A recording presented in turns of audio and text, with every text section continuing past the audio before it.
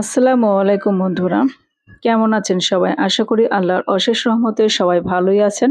তো কাছে বা দূরে যে যেখান থেকে আমার এই ভিডিওটি দেখছেন তাদের সবার প্রতি শ্রদ্ধা এবং ভালোবাসা জানিয়ে নতুন একটি ভিডিও নিয়ে আসছি আপনাদের মাঝে। পুরো ভিডিওটি দেখবেন। দেখার পরও যদি কোথাও কোনো অংশ ভালো লেগে থাকে তাহলে প্লিজ একটা লাইক এবং সাবস্ক্রাইব করবেন। বেল আইকনে ক্লিক করে রাখবেন যেন পরবর্তী ভিডিও ছাড়ার সঙ্গে, সঙ্গে পৌঁছে যায় সবার আগে আপনার কাছে। তো আজকে আমি রান্না করব মুরগির রোস্ট এবং চিকেন ফ্রাই খাওয়ার পরে যে বাকি অবশিষ্ট অংশগুলো থাকে, আমরা কিন্তু অনেকে এইসব অংশগুলো ফেলে দেই। সে ফেলে দেওয়া অংশ থেকে আমরা কিভাবে মজার একটি রেসিপি তৈরি করতে পারি সেটাই আরকি দেখাচ্ছি। তো আমি এখানে দিয়ে দিচ্ছি ১ কাপ পরিমাণে পেঁয়াজ কুচি। আর আমি কি রান্না করছি তা আমি একটু পরে নিয়ে আসছি এবং বিস্তারিত আপনাদেরকে আমি জানাচ্ছি। ১ কাপ পেঁয়াজ কুচি তেলের ভিতরে হালকা একটু ব্রাউন করে ভেজে নিয়েছি এবং এখানে মসলা, রেগুলার মসলা আদা, জিরা এবং রসুন একসঙ্গে আমি বেটে রাখি। সেই বাটা মসলা থেকে ৩ থেকে ৪ চা চামচ পরিমাণে দিয়ে দিলাম। দিয়ে নেওয়ার পরে পরিমাণ মতো তেল দিয়েছি এবং লবঙ্গ, দারুচিনি, তেজপাতা আমরা যে মসলাগুলো আরকি খাই রেগুলার তো সেগুলো দিয়ে নিলাম। আর মসলাটা কষানোর পরে এখন আমি দেখতে পাচ্ছেন মুরগির যে অবশিষ্ট অংশগুলো আমরা ফেলে দেই। সে ফেলে দেওয়া অংশকে মজার একটি রেসিপি তৈরি করা যায় এবং ১ প্লেট ভাত নিমিষেই শেষ করে ফেলবে। এইভাবে যদি আপনারা রান্না করেন। মুরগির রোস্ট এবং চিকেন ফ্রাই খাওয়ার পরে যে মুরগির পাখা, গলা, গিলা, কলিজা এগুলো যে থাকে এগুলোই আজকে আমি রান্না করছি।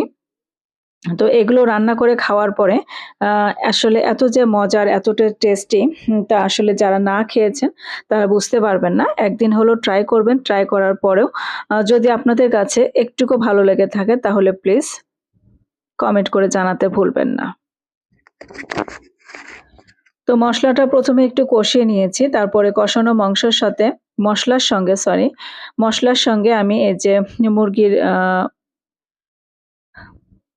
মুরগির এই যে অংশগুলো আমরা আরকি চিকেন ফ্রাই বা রোস্টে খাই না, সেই অংশগুলোই এই যে পাটা, গলা, চামড়া, গিলা, কলিজা এগুলো আরকি একটু কষিয়ে নিচ্ছি। একটু ভালো করে কষাতে হবে। মাংস কষানোটা যদি একটু ভালো হয়, তাহলে মাংসের টেস্টটাও কিন্তু বেশি ভালো আসে।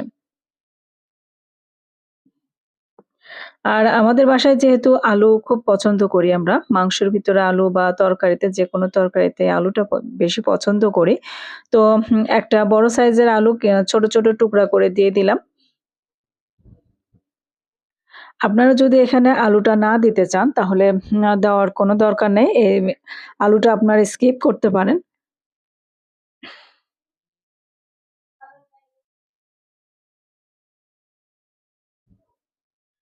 এই যে দেখতে পাচ্ছেন হালকা হাতে নাড়াচাড়া করে নিচ্ছি। নাড়াচাড়া করার পরে আরেকটু কষিয়ে নিচ্ছি, আলুটা যেন একটু কষানো হয়। তারপরে আমি পরিমাণ মতো ঝোল দিব। গ্রেভিটা আপনারা যে যেমন খেতে পছন্দ করেন ঠিক তেমনটা বুঝেই দিবেন। আমি এখানে বেশি ঝোল করব না। এটা ঝোল করলে বেশি ভালো লাগে না। তবে মাখা, মাখা আ আ ঝোল হবে আরকি, গ্রেভিটা হবে। এরকম অবস্থায় বেশি ভালো লাগে। তো তার জন্য আমার মুরগির যে হাড্ডিগুলো আছে, হাড্ডি, চামড়া বা গিলা, কলিজা সেগুলো কিন্তু সিদ্ধ হয়ে গেছে। তো সামান্য একটু আমি পানি দিলাম শুধু গ্রেভির জন্য। আর এই অংশগুলো আসলে বেশি সময় লাগে না। আপনার কষাতে, কষাতে কিন্তু সিদ্ধ হয়ে যায়। তো দেখতে পাচ্ছেন এই যে সিদ্ধ হয়ে গেছে কিন্তু। আমি এখন ঢাকনা দিয়ে একটু ঢেকে দেব। ঢেকে দিয়ে বলক ওঠার জন্য অপেক্ষা করব। তো আমার এই চ্যানেলে সহজ, সহজ রেসিপিগুলো আপনাদের কার কাছে ভালো লাগে কমেন্ট করে জানাবেন এবং আপনারা যারা আমাকে সাপোর্ট করছেন, যারা অনুপ্রেরণা দিচ্ছেন, আপনাদের সাপোর্ট এবং ভালোবাসায় আজকে আমি এই জায়গায়। তো তাদেরকে আসলে অসংখ্য ধন্যবাদ। আপনাদের সাপোর্ট এবং অনুপ্রেরণা, উৎসাহ না পেলে আমি আজ এই জায়গায় আসতে পারতাম না।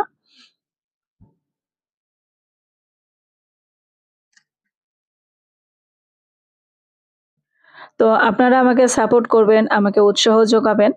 আমি মাঝে, মাঝে উৎসাহ হারিয়ে ফেলি। যখন ভিডিও দেখতে পাচ্ছেন যে গত ১ মাস হলো আমি কোনো ভিডিও দিচ্ছি না। মাঝে, মাঝে কাজের আগ্রহ হারিয়ে ফেলি, উৎসাহ হারিয়ে ফেলি। আপনারা যখন আমাকে কমেন্ট করেন তখন কিন্তু কাজের আগ্রহটা বেড়ে যায় এবং মনের ভিতর উৎসাহ জাগে যে আপনাদের মাঝে ভিডিও দেই বা আপনাদের ভালো লাগছে, এতটুকু হলেও কাজে লাগছে। তো সবাই ভালো থাকবেন, সুস্থ থাকবেন। আল্লাহ হাফেজ।